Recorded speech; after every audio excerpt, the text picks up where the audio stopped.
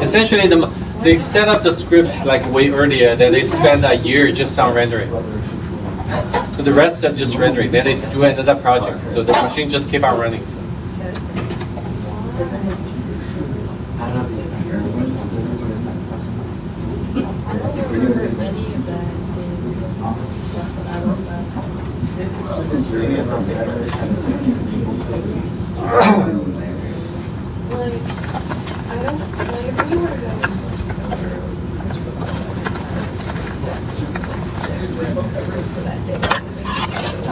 So if time permits, actually, next lecture, like after the midterm review, I'll talk about one algorithm. Well, that algorithm was invented by the president of Pixar. So he got famous for that. Essentially, like they developed an algorithm, then they started their own company, then they get super rich, and that's pretty much it. So the algorithm we talk about is called Catmull-Clark. So Ed Catmull is currently the president of Pixar. And well, we'll talk about more about it. Many legends. All right, so I don't want to keep you guys here forever. So the coding algorithm I just talked about, just like all algorithm I talk about in this course, it's just one line of code. So I'm just trying to explain how this one line of code is implemented. So in OpenGL, you simply call this backface coding code. You can enable coding. Okay, first of all, you need to enable coding. Excuse me. So then you say enable coding. Then you say code face, code backface. Okay. All right. So you can. So this is say I'm going to enable coding. This is only going to code the backface. So you may wonder, like, this is weird. Like, why do you want to even have a functionality to allow me to code not backface, right? So don't you think a coding should always happen to the back face, right? Why would it ever happen to the front face, right? Yeah. Is this counting for the faces that might be behind something that you can't see? That's a very interesting. Yeah, that's a very interesting observation. So there are multiple reasons you want to enable front face and back face coding. Okay.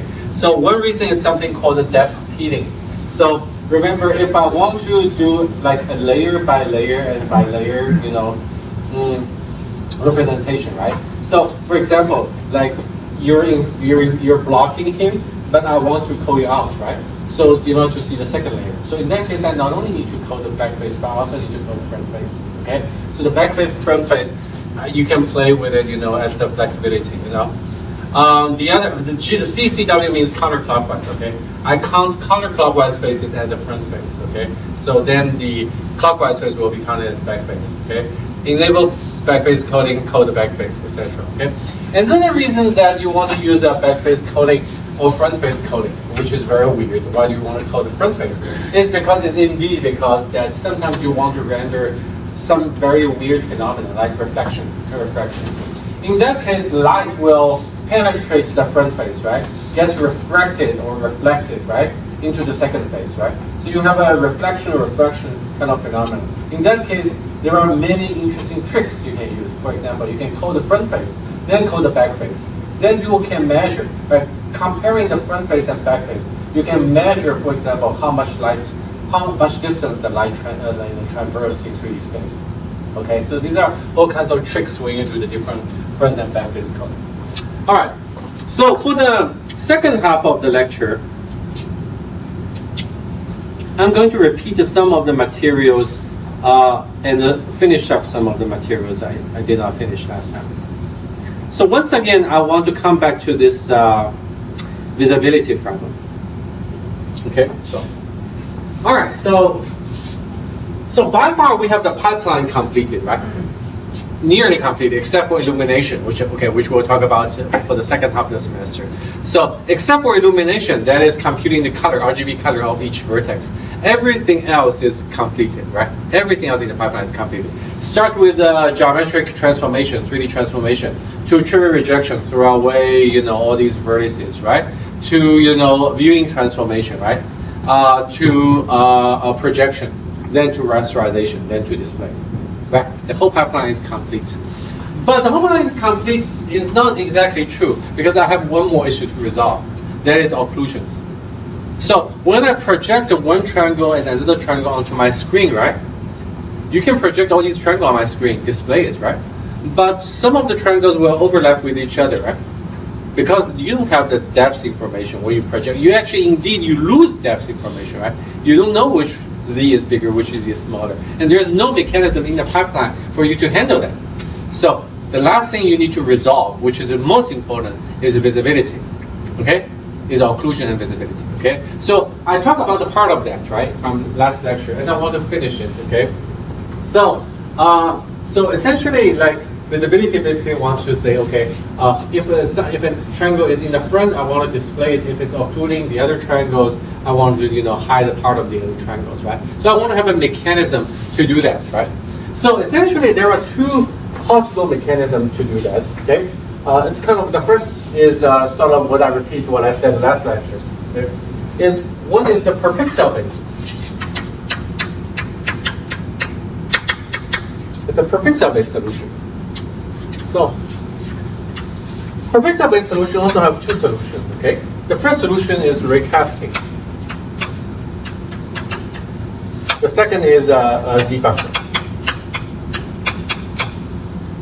So, raycasting is very straightforward. Right? So, for every vertex, for every pixel, from the camera's perspective, you trace out the ray. Okay? You trace out the ray. You intersect the ray with all geometry primitives in your scene, right? And you pick one that's closest to you. Very straightforward, right? For example, okay, the first ray hits the red object, it's counted red. Second red, red, red. Okay, the third one is red, okay.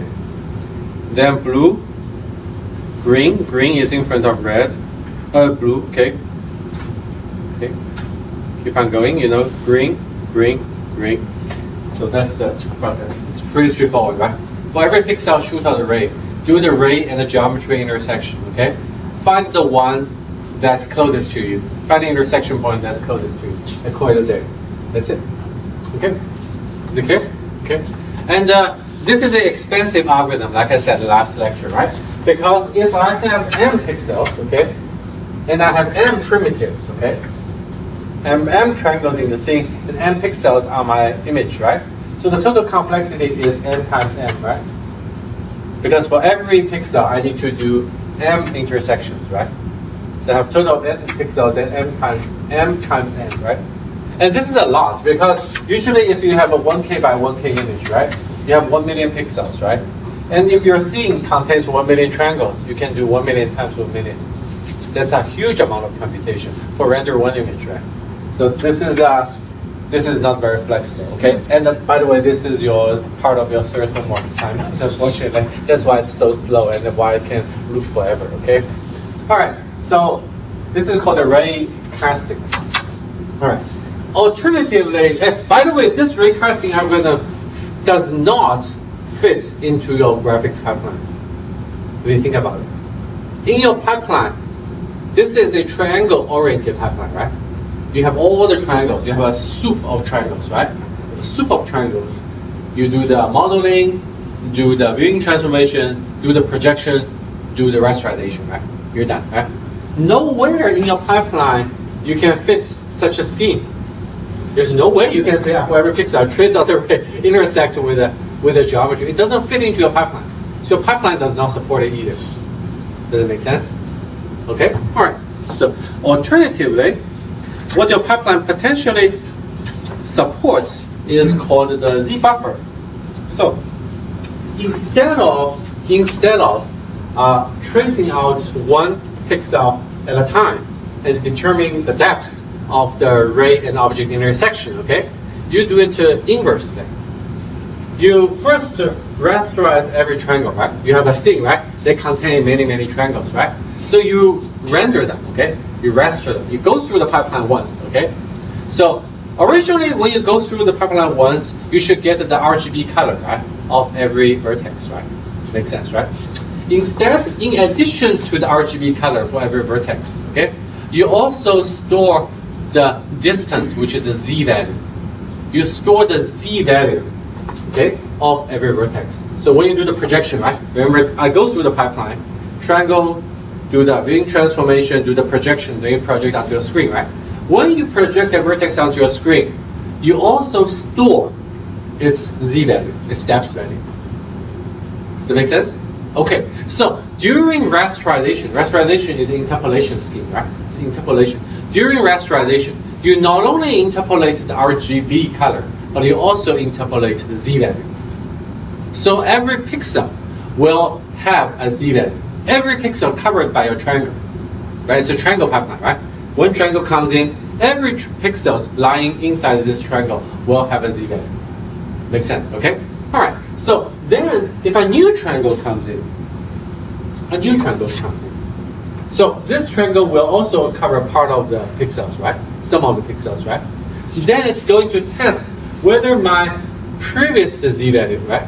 Every pixel stores my latest z value. Latest meaning the current closest z value. Makes sense, right? So when a new triangle comes in, it will compare, say, if the new triangle z value is smaller than my current z value or not, right? If the z value is smaller than my current z value, it means that it lies in the front. Makes sense, right? Therefore, I should replace my pixel's color as well as my pixel's z value. Okay, and this is called the z buffer algorithm. So, for example, the red comes in, originally it should be blue, blue, blue, right? Okay, but the new red comes in because the red has a smaller z value. So we'll replace the z value of these pixels as well as replace the RGB color. Simple enough. Make sense? Okay, so the green comes in. Part of the green is in front, right? So part of the green will replace these pixels z value. But this green, because it lies behind the blue, right, will have a larger z value. So it will not replace this pixel's blue. Make sense? Okay? So they comes in and they check the z value. Okay? All right. So there are many. This will surely test in the midterm, right? Because this is such an elegant algorithm. It's called the z-buffer algorithm, right? So the complexity of this algorithm is what? Well, it depends, right? So it depends the coverage of every triangle, right? Okay. So I go through every triangle. If every triangle covers maybe 1% of the pixels, right? Which is very common, right? Because you generally have very small triangles, right? 1% of a triangle is simply 1% times n, right? Right? 1% of the pixels, right? So it's 1% times n, then times n, right? So both algorithms are of order, as my algorithm class now, okay? Of order OM times n, right? Because they all need to go through m triangles and n pixels, right? But for the z-buffer algorithm, because generally every triangle only covers a very small percentage of pixels, right? So it's just a very small percentage times n times n. Okay? So although both algorithms, raycasting and the z-buffer, have order of OMN, the z-buffer algorithm is much cheaper because it only has a very small constant factor.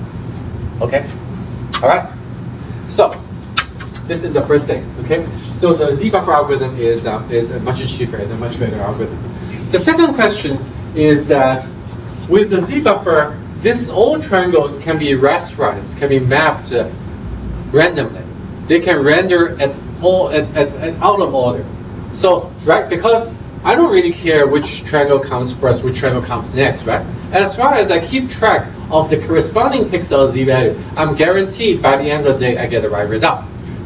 Makes sense, right? Okay, so this is the second point. So this is a parallel algorithm. All triangles can be parallelized, okay? The processing of all triangles can be parallelized. Okay, make sense? Okay, but one last question. Where does this, I have a pipeline.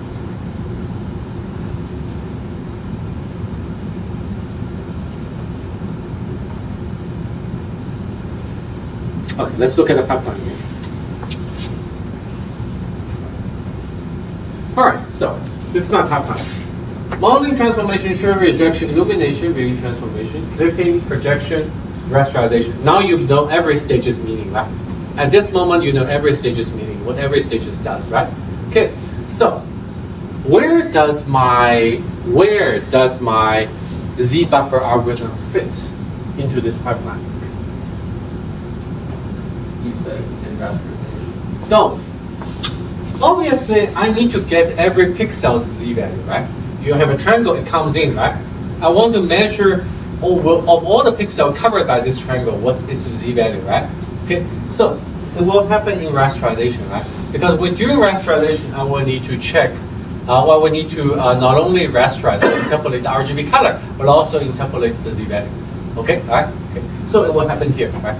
So the Z-buffer will happen here, okay? But there are more than just happening in rasterization. First, in order to do this Z-buffer algorithm, which means I will have an additional buffer. Correct, right? Okay. So, in old days, you know, the Z-buffer algorithm is very well known. People know Z-buffer for a long, long time, but no one actually implemented it. The reason is very simple. It's too expensive to have an additional buffer. Memory used to be very, very expensive, okay? Frame buffer used to be extremely expensive. That's why people used to do single buffer rather than double buffer, right? So these days, it's all double buffer, right? So in old days, it's all single buffer. So memory buffer is so expensive, okay? Frame buffer is so expensive. It's very difficult to add one additional buffer on top of my frame buffer, okay? Second, this Z buffer is not an RGB buffer. It's not a 3 bytes are enough, right? This Z buffer needs to be double precision, right? In order to get the precision right? So it's 4 bytes minimum, right? So 4 bytes minimum buffer. So it means like really doubling the RGB buffer. Okay, so it's a lot of work. 8-bit buffer, 1 byte per pixel buffer is not sufficient. Okay, so this is why this is very expensive. And the last part is that you will need to have a mechanism. This is really important because for the second half of the semester, we'll focus on that.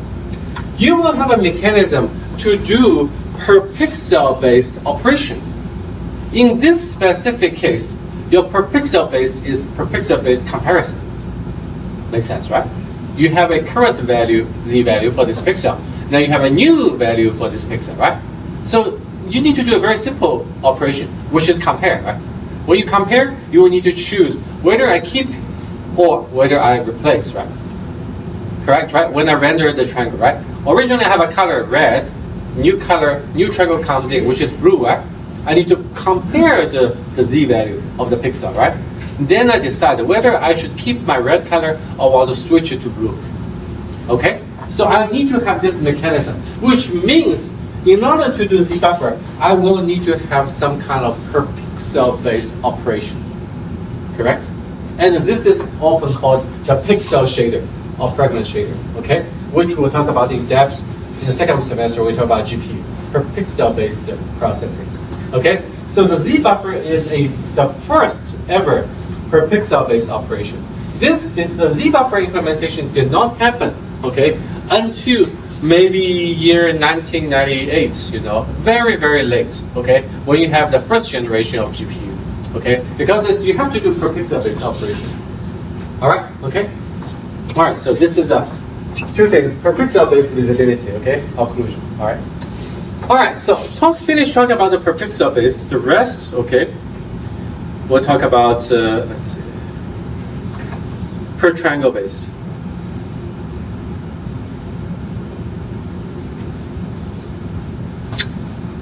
All right, so this is the per triangle based algorithm, which resembles my algorithm class, which is called the binary search tree.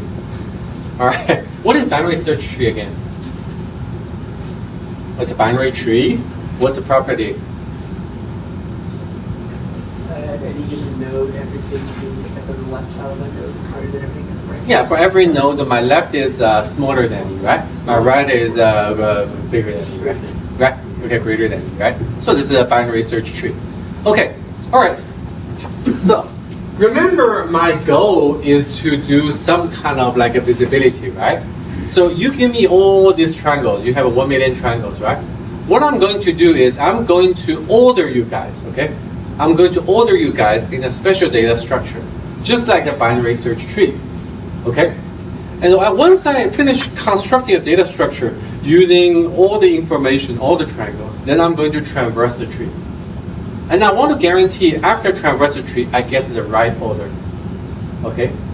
So what do I mean by the right order? Well, the right order refers to, for example, what I talked about last lecture, the painter's algorithm, right? So when you do oil painting, right, you always paint from the furthest away from you to the nearest to you, right? Okay? So this is the painter's algorithm. Always paint the furthest away, then paint the nearest to you. So this is like what? This is like a binary search tree. If you are able to construct a binary search tree, what can you do? You can do sorting. Right? How do you do sorting? You traverse the tree. How do you traverse the tree? Come on, guys. Well, how many inches a year, right? So, so when you traverse tree, it's left, root, right? Because my left is smaller than me, right? Root is root, right? Right is greater than me, right? So left, root, right? Is I'm guaranteed I get the right order. Does it make sense? Okay. So the same thing, right? I give you the scene, right? I give you the scene. I want to construct a data structure, right? Which is serves as a binary search tree. Okay. All right. And then once I construct this tree, I'm going to traverse the tree. The traversal, of course, depends on my eye's location, right? Because my eye at different location will give you very different result. Okay? The tree constructed is independent of my eye's location. But the way I traverse the tree depends on my eye location. That's the beauty of this data structure, okay? That's the beauty of this algorithm. It's different from the binary search tree for numbers because it's fixed, right? And the traversal is also fixed. But for this data structure for visibility, it's fixed data structure, but the traversal stage will change. Does that make sense? Okay. And why is this algorithm so useful? Well, this algorithm actually was invented by my advisor's advisor, who actually won the Turing Award. All right, let's look at how this works. All right. Okay. So. Remember, I'm trying to build a tree, okay? I'm trying to build a tree. Okay, first, it's an empty tree, okay? Nothing, it's a binary tree, it's an empty tree, okay? So, the first node comes in, let's say it's blue, okay? Maybe it's red, maybe it's green, then you get different trees, okay? For now, let's say the first element comes in, it's a blue, okay? It's a blue triangle, okay? So it's an empty tree, so I make the blue to be the root. So far, so good, right? Makes sense, okay? All right. Then comes green, right? Then comes green. Then I look at the root, right? Then I need to check several things. First, is this green lies on the positive side of my blue or the negative side of my blue, right? Or it lies partially on the positive side, partially on the negative side. Make sense? All right. Okay. So if it lies on the negative side of my blue, I'm going to push it to my right. Okay? If it lies on the positive side of my blue, I push it to my left. It's just like the binary search tree, right? If I have number, if it's smaller to the left, it's bigger to the right, right? Keep on repeating, keep on recursing, right? Until I reach the leaf, right? Make sense? Okay? If it lies completely on the positive side, go push to the left. If it's completely on the negative side, go push to the right. If it's partially on the left, partially on the right, what do? I split. I split into two parts. Positive parts goes to the positive, negative parts goes to the negative. Is it clear? Okay, all right. So the green comes in this case, one on the positive, one on the negative, right? Two sides, right? Then I'm going to split into two. Positive side goes to positive, negative side goes to negative. So far, so good. All right. Then the green finishes. Okay. Then the red comes in, right?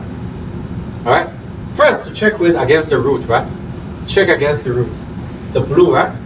Lies on the positive side of blue, right? So push towards left, right? Push towards left. Reach the green, which is the positive part of the green, right? This part, right? And then the red lies on the positive part of green, right? Then push towards left again. Reach the leaf, right? I'm done. Is this clear? Good?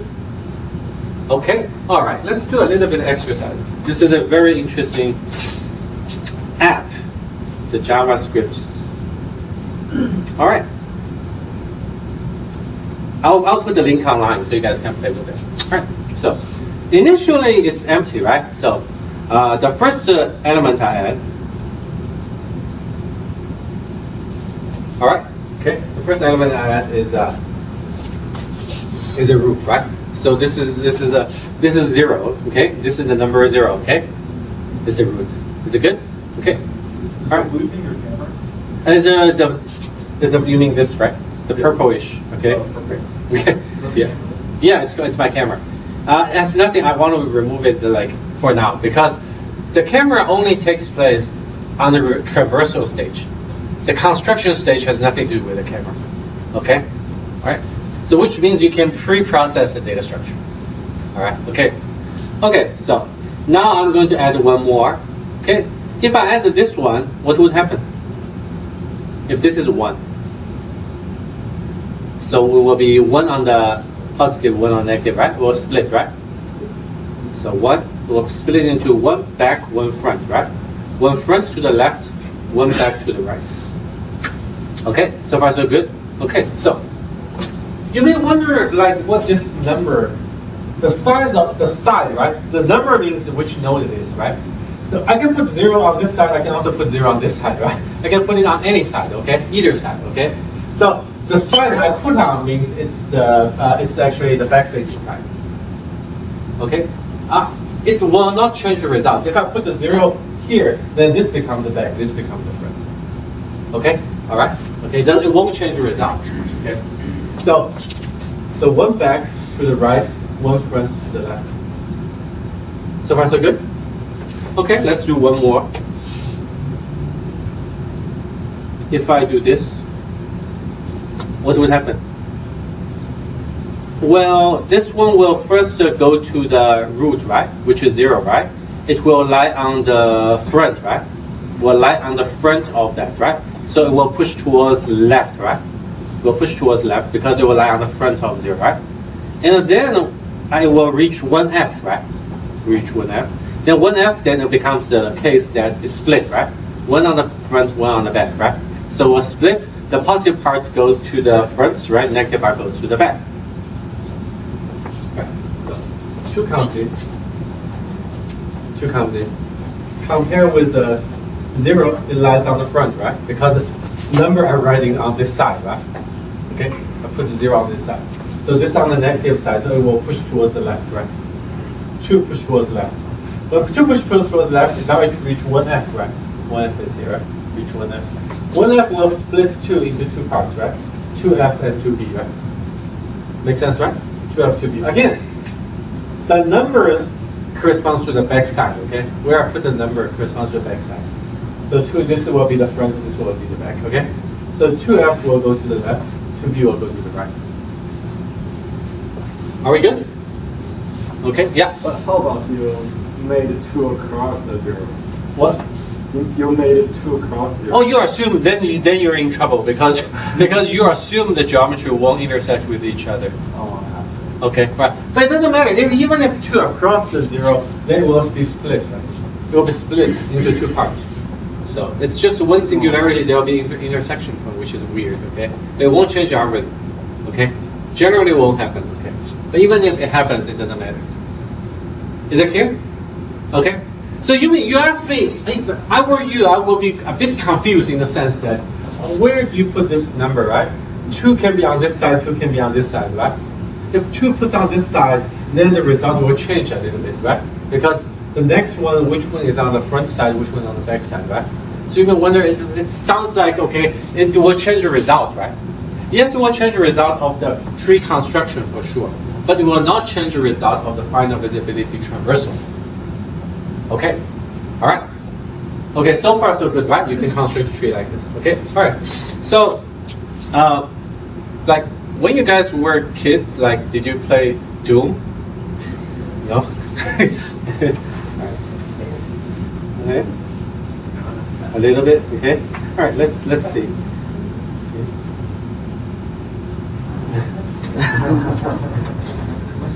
So you can actually move your camera like this.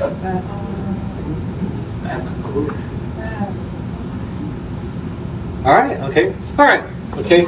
So you can play with this app. You know, this is a very cute one. You know, right? All right. So okay. So it's easy to construct a tree, right? So you guys now understand how I construct the tree now, right? Okay. Now, how do I traverse the tree, right? Now that I give you a viewpoint now, right? I do give you a viewpoint. Now I'm going to traverse this tree, okay? Now I'm going to traverse this tree. So, remember, what is a binary search tree again? Binary search tree says, when I traverse the tree, right? I go to the negative part, right? My left hand, me, and the right, right? What's smaller than me, and what's greater than me, right? Makes sense, right? Exactly the same thing, right? When I reach a node, right? When I traverse the tree, when I reach a node, right? Okay? I need to traverse the one that's lying on my back, right? First, right? Then me, right? Then the one lying on the front, right? Makes sense, right? I'm here, right? So how do I draw things? I'm going to draw things. I'm going to draw things like further away from me first, right? Then draw the plane, then draw things in front of the plane. Makes sense, right? So I'm looking at the plane, right? It's like a dome plane. I'm going to draw everything first behind the plane, then everything in front of the plane. Does that make sense? Okay. Then how do I know which order I traverse? Do I traverse left, root, right, or do I traverse right, left, root, right? Sorry. Do I traverse left, root, right, or right, root, left? I have two ways, right? Do you see that, right? Okay, how do I do that? Well, now it depends on where my viewpoint is, right? Remember, every plane, for example, I'm looking at the 1F, right? I'm looking at the 1F, right?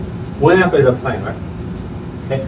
Now, from 1F, I need to know what? I need to know whether my eye lies on the positive side or on the negative side of 1F, right? That makes difference, right?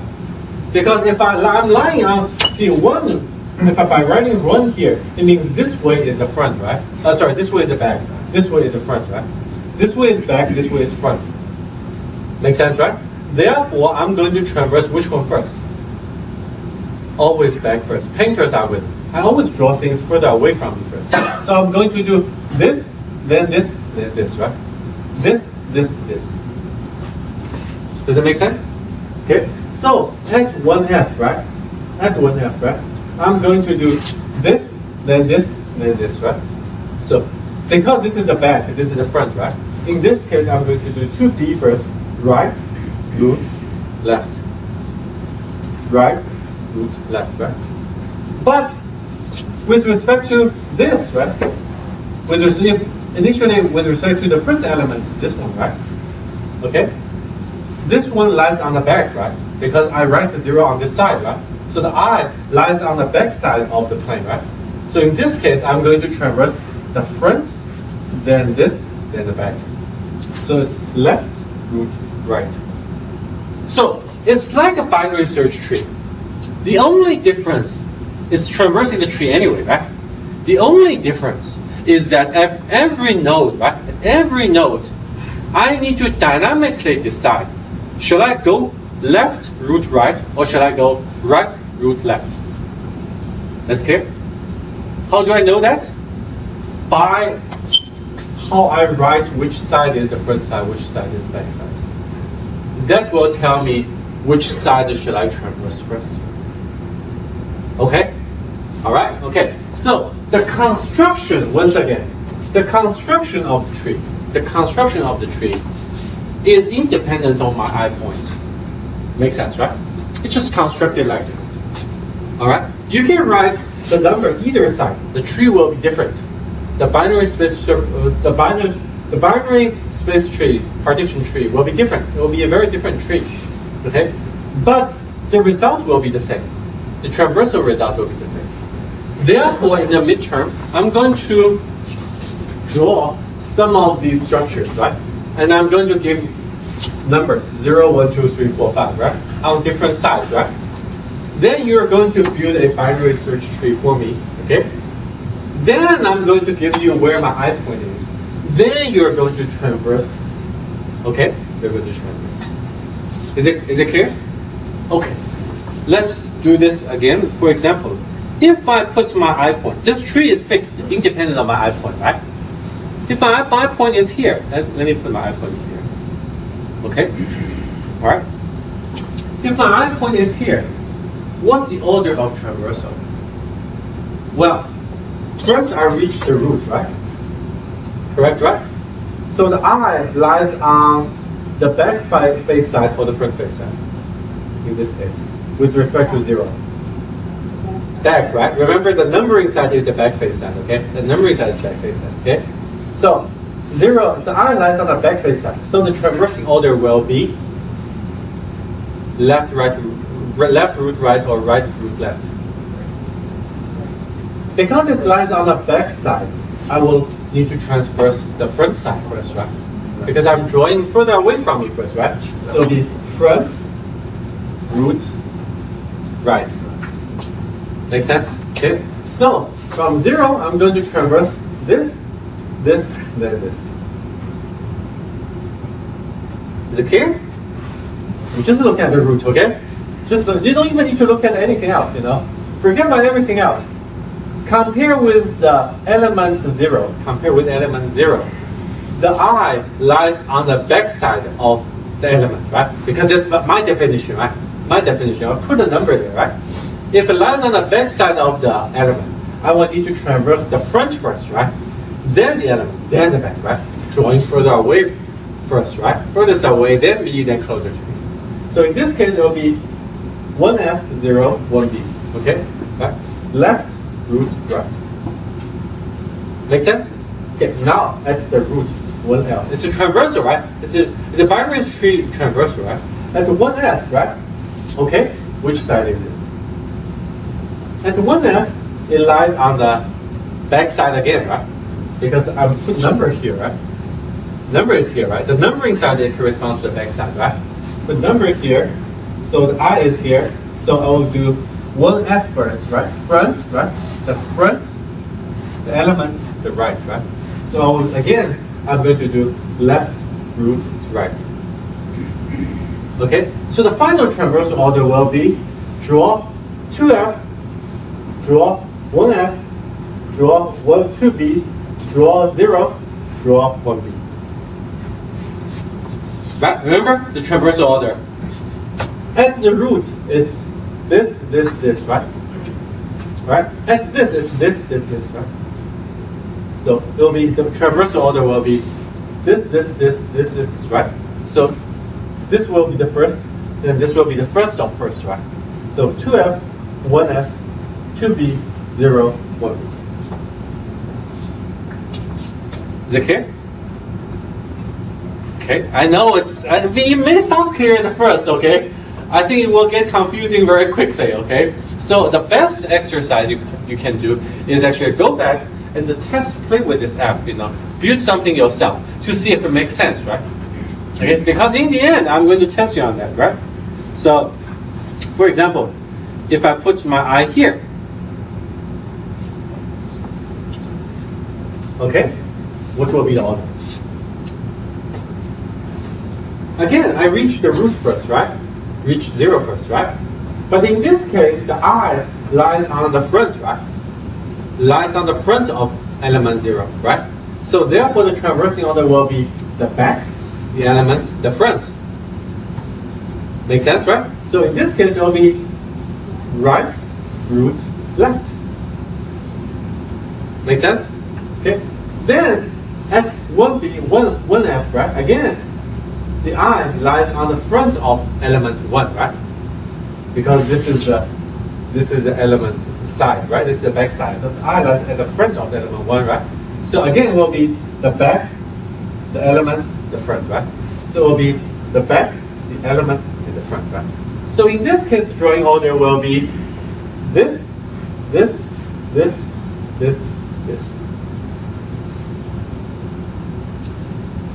I think it makes sense when I talk about it, but when you go back and test it, you'll get confused, right? But the best way is to do an exercise, to play with this app, you know? Try to build some structure and play with this app. Okay? This is a very cool technique. All right? This is probably one of the best binary search tree algorithm, you know?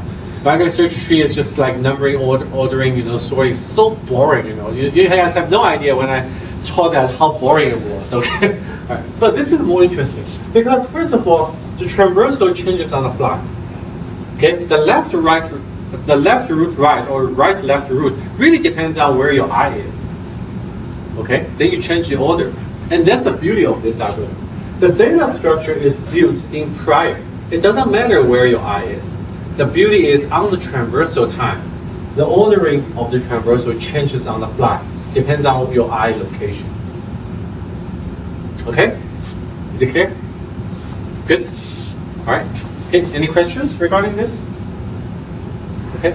All right. So, what's the complexity of this algorithm?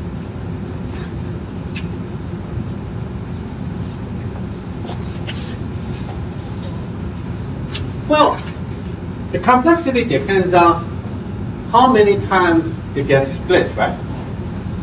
Makes sense, right? It really depends on how many times the elements get split, right?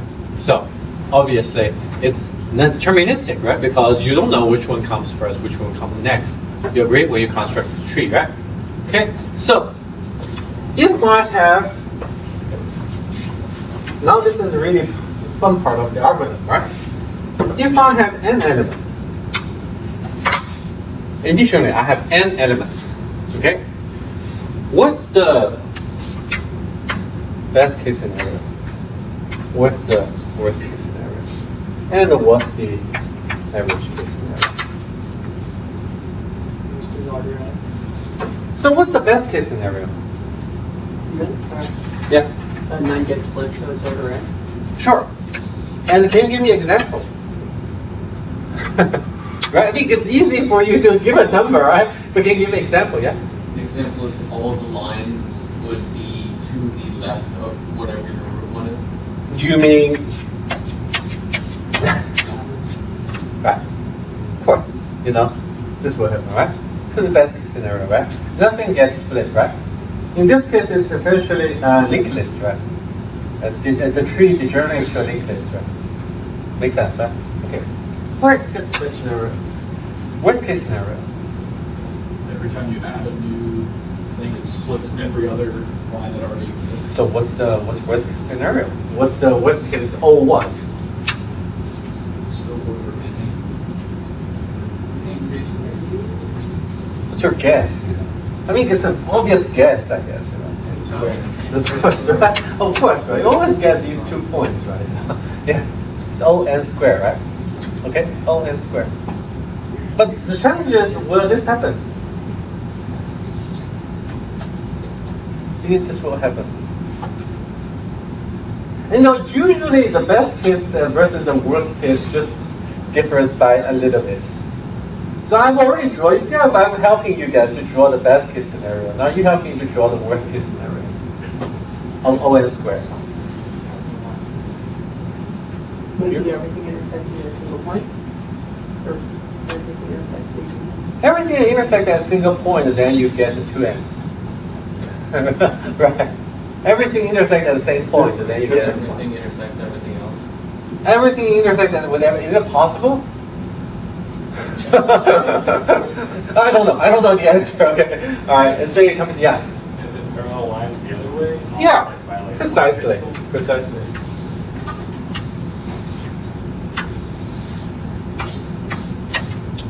Precisely.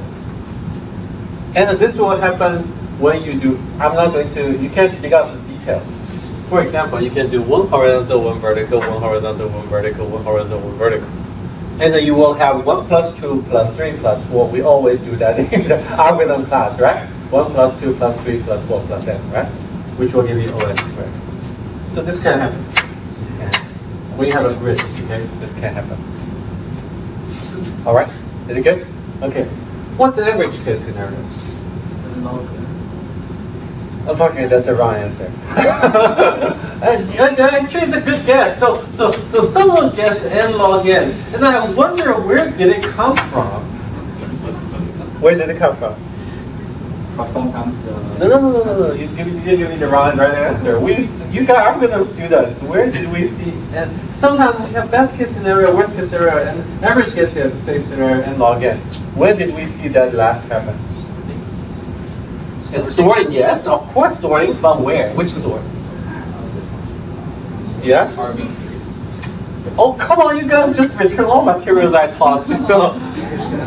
Quick sorts. Quick sort. Okay? In quick sort, you see the average case and log n. Okay? Alright? And how do you achieve the average case and log n? How do you do that? Do you remember? You perturb, right? You permute, right? You do a permutation of the input, right? You permute all the inputs, right? You have a number, you scramble the number, right? Then you sort, right? Same thing here. Except the average case is actually not O n log n. Amazingly, the average case is O n. You can prove the average case is O n, which is pretty good, pretty sweet. Okay? So, and the way you do that, is actually you will scramble, okay? You will scramble the elements, okay? You will just randomly perturb the elements and then insert one at a time. You can prove that. I'm not really sure in the book it shows that, but you can actually prove that average case is O n. Okay, so this algorithm is O n complexity. Okay, on average. All right. Okay, and this is basically the visibility algorithm. All right. Okay. One last question. Okay, which is also very interesting. So now you see the algorithm itself. The algorithm is like I construct a binary search tree first. Okay, so I insert one element, then insert second element. Each time I insert another element, I test whether it's on the positive side or the negative side, right? If on the positive side, go to the positive. Negative side, go to the negative.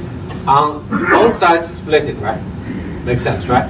Okay, so, but how do you implement it? I have an element. How do you actually implement?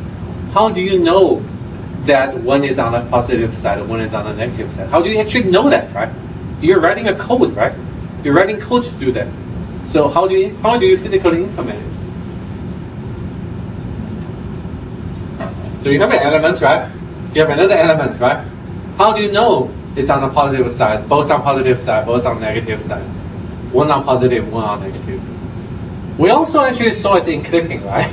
So you have to know which one on the positive, which one on the negative. But I never said, how do you know that, right? How? How do you know that? Huh? Check both of their normals. Why the normals help? I claim the normal doesn't help. For example, like I have these two lines, right? And I have these two lines. They have the same normal, right? The normal doesn't help.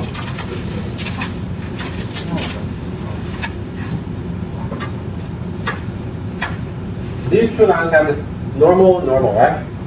I can easily move this to this same normal. This is this normal, this is this normal. Obviously, normal has nothing to do with this. You plug in the xy into the line. Very good. Equation. Finally, you get into the point of graphics, which is hacking. So once again, how do I know one is on the positive side, one is on the negative side? First of all, I need to get the line equation, right? Okay, right?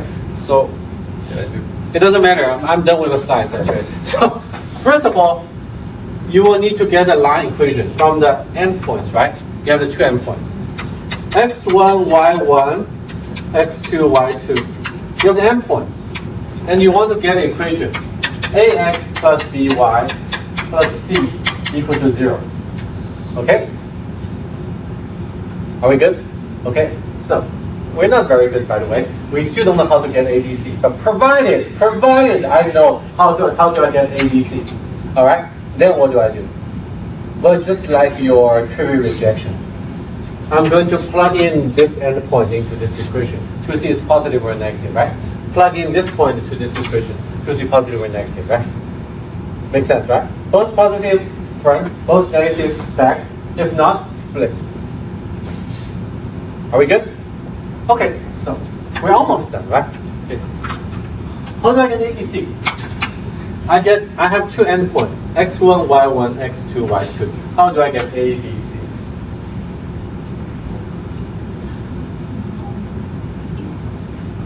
Well, come on, this is your SAT question. You have two endpoints and you want to define a line, right? Of course it's an SAT question, but we are not going to solve it using your SAT way, okay? Because it's graphics. So what do?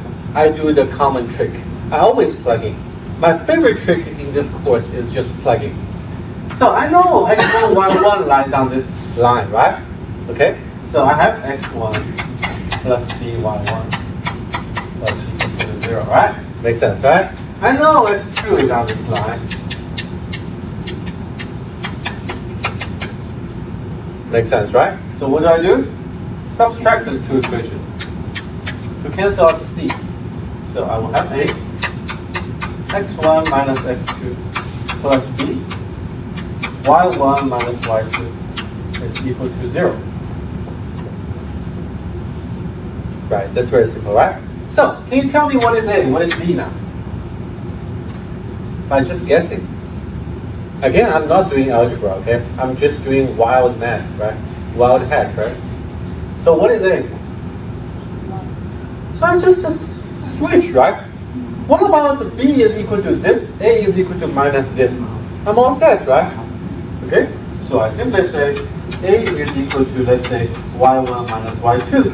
B is equal to x2 minus x1.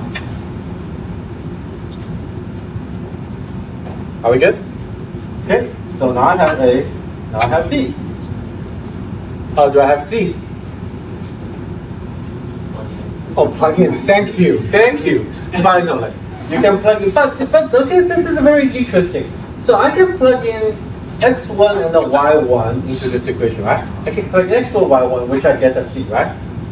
I can also plug in x2, y2, which also I get a C, right? Which one do I use? You see, this is nonsense, you know, because the C should be the same C, right? The argument is that whichever I plug in should be the same C. Yeah, in mathematics, you're right. Mathematically, when you plug in these values, you get the same C. I agree with you. Mathematically, you're right. In practice, this is computer science. You have numeric precisions. Okay? They're not the same. So you have one C and you have another C. So in practice, what we do is we just average them. So we plug in x1, y1 to get the C1. Plug in x2, y2 to get the C2. Average them to get the C. Now I have A, B, and C. You may think I'm bluffing, but this is indeed what's implemented on your graphics card today. When you have the two endpoints and you want to determine whether it's positive or the negative, it's this how it's implemented. You plug in the A, B, C, and you try to find out what's A value, what's B value, what's C value. And so what's the beauty of this? The beauty of this is, first of all, if it's integer values, x and y, right? Then A and B are also integer values. There's no floating point computation here. If x1, y1, x2, y2, they are all integer values, right? Now A, B, C, they are all integer values. Okay? And you say, wait a moment, you average them. Well, what is average? Average is plus and divided by 2, right? And what is divided by 2? Shift. So they're all integer values. Okay? All right. So they are basically the way.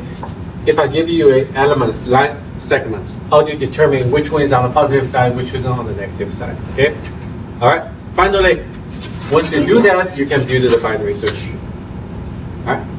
Okay, actually that's awful. I think I finished faster than I thought. Okay, any questions? No. Oh, wait. Sorry. I can't finish. I realized I want to help you guys a little bit with the homework. So I forgot. So in homework 2, right? Part 2, you are asked to select triangles, right? Remember I said like when you click, right? You want to select the triangles that's closest to you, right? Remember this is the requirement, right? How do you actually implement it? You need to implement it in a consistent way as a rendering pipeline. Okay, so how do you implement it? The way you implement it is as follows. It's a very neat hack. Okay, you cannot do ray tracing. You cannot do ray casting, which is too expensive. There's no way you can. It's essentially a homework 3. You don't want to re-implement a homework 3 and a homework 2, right? There's no way. You cannot hack your pipeline because there's no way you can hack your pipeline. So the very neat trick is as follows. When you click on your screen,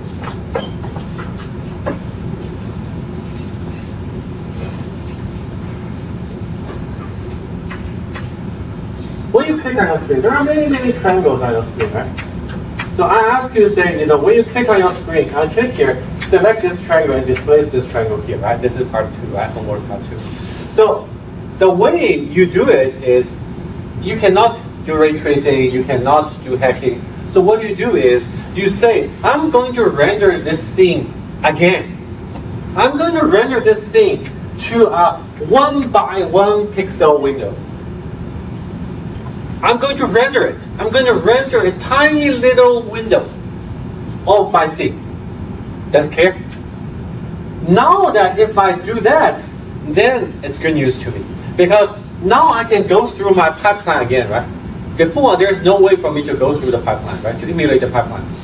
Now that I'm going to render a tiny little window of all the triangles, of course, the rendering pipeline is very efficient. It will do the clipping, do the tree rejection, all these kind of things for you, right? So you're not dealing with like a